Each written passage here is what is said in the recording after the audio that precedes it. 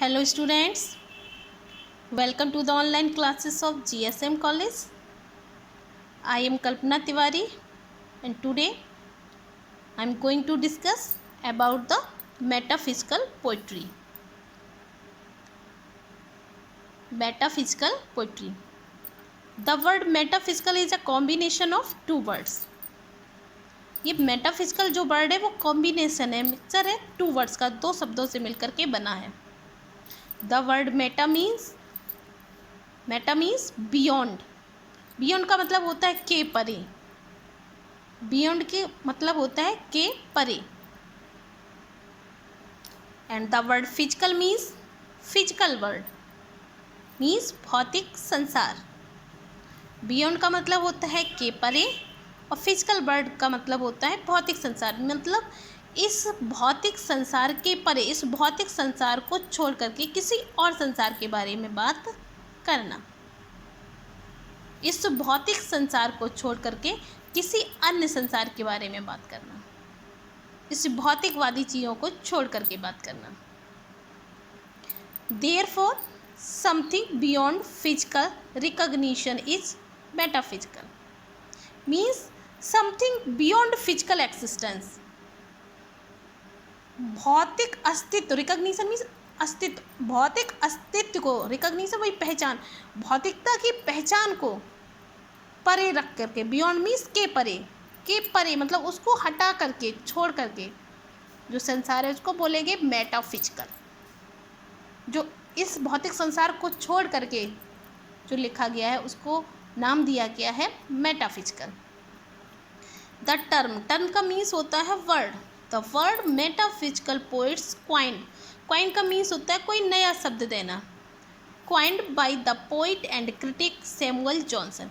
ये जो वर्ड है metaphysical, the word metaphysical poets coined by, इसको एक मेटाफिजिकल, जब ये लिखा गया था तो जिन स्कॉलर्स ने, जिन राइटर्स ने, जिन पोइट्स ने इसको लिखा है मेटाफिजिकल की पोइट्री, जिन पोइट ने मेटाफिजिकल पोइट्री को लिखा है उन्हें खुद भी नहीं मालूम था कि वो मेटाफिजिकल पोइट्री लिख रहे हैं.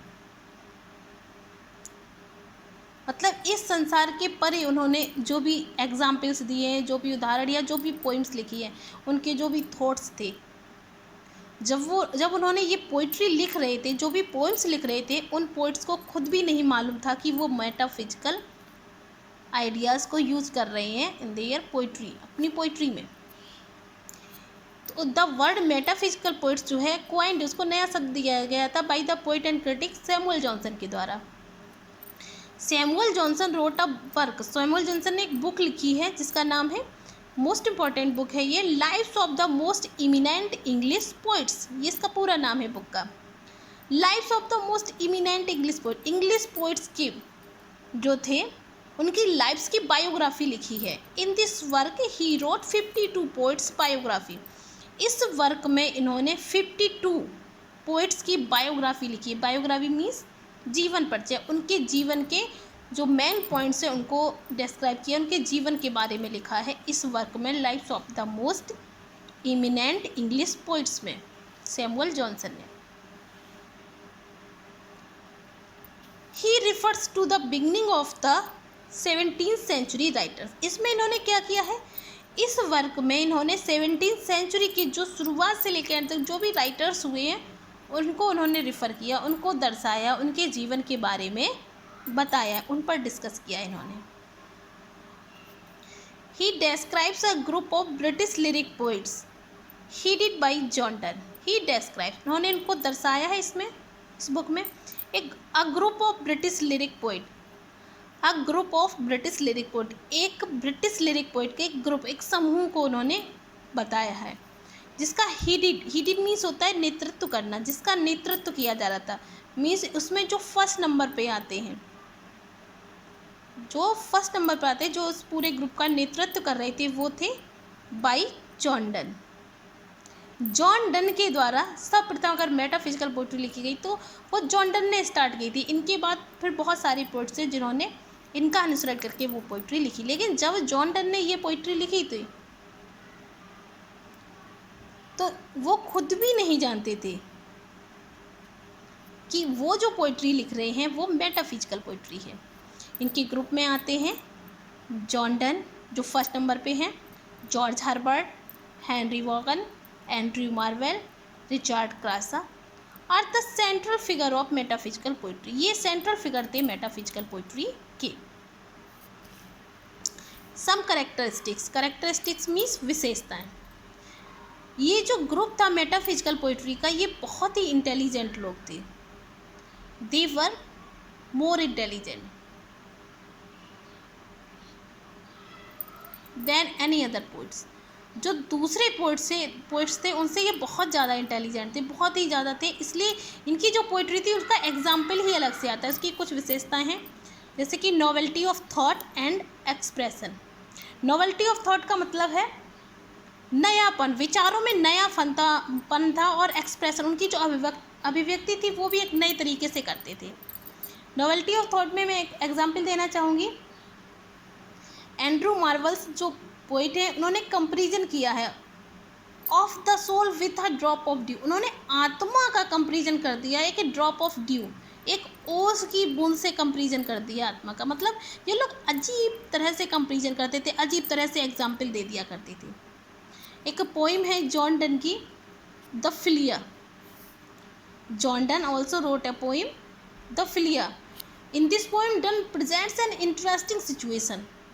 इसमें डन ने एक बहुत ही अच्छी इंटरेस्टिंग सिचुएशन को डिस्क्राइब किया है। He tells that a flea bites the lover and then it bites the beloved. वो कहते हैं कि फिलिया जो एक कीड़ा है वो बाइट्स द लवर, उसने एक लवर को काट लिया है और उसकी बिलव्ड को भी काट लिया है। एंड लवर क्लेम्स दैट कि their bloods are mingled in the flea and it is an example of indirect intercourse.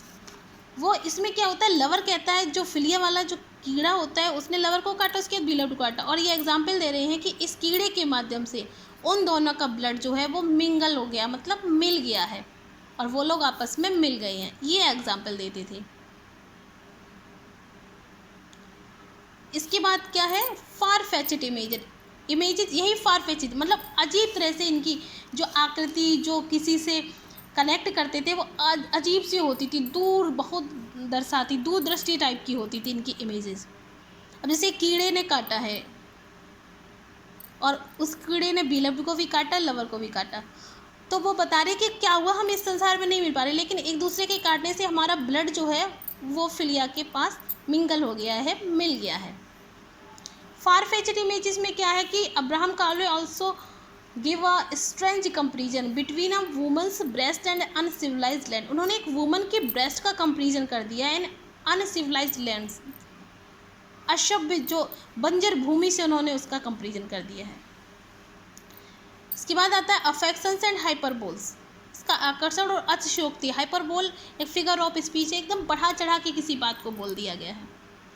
Done ने एक अपनी पोइम में बोला है कि डन कंपेयर्स पार्टिंग लवर्स, बोलते हैं जो दो लवर्स होते हैं जो आपस में एक दूसरे से अलग होते हैं, उनको कंपेयर किया है two legs of a compass. Compass के दो पैर हैं वो दोनों लोग, ऐसे कंपेयर कर दिया है। When one moves the other stand firm at the central point. जब एक घूम रहा होता है तो दूसरा उसी जगह खड़ा रहता है, उसका वेट करता रहता है। एकदम तो बढ़ा चढ़ा के बात को उन्होंने बोला है। इसके बाद पॉइंट आता है ऑब्सक्योरिटी। ऑब्सक्योरिटी मीन्स मतलब जो चीज़ फेमस ना हो, कोई ऐसी बात जो जिसको कभी सोचा भी ना हो, जो विचारों में भी ना हो, उसका एग्जाम्पल देना। इनकी जो पोइम्स थी वो सफ़र करती हैं एलिमेंट ऑफ सिक्योरिटी से, मतलब ऐसी चीज़ का एग्जाम्पल देते हैं जो लोग सोच भी नहीं पाते। इस तरह से इनके विचार आते हैं, इस तरह की इमेजेस देते हैं ये, और हॉरिबल हाइपरबोल से मतलब बढ़ा चढ़ा के इतना ज़्यादा बात को कह देते हैं कि जल्दी से उस पर बिलीव नहीं किया जा सकता। Dramatic character. ड्रामेटिक करेक्टर इसकी करेक्टरिस्टिक है मेटाफिजिकल पोइट्री की। ड्रामेटिक करेक्टर में क्या होता है कि डन एक ऐसी ड्रामेटिक सिचुएशंस को क्रिएट करते हैं अपनी पोइम में। वो क्या कहते हैं, अपनी इनकी एक पोइम है द एक्सटैसी, पोइम का नाम है the ecstasy. In this poem he tells that all alone with his beloved he sits near the sea. वो कहते हैं कि एक बार वो अपनी बिलव्ड के साथ एक बैठे होते हैं एक सी के किनारे, and he clasping her hand and quite firmly, वो उसके हाथ को पकड़े होते हैं।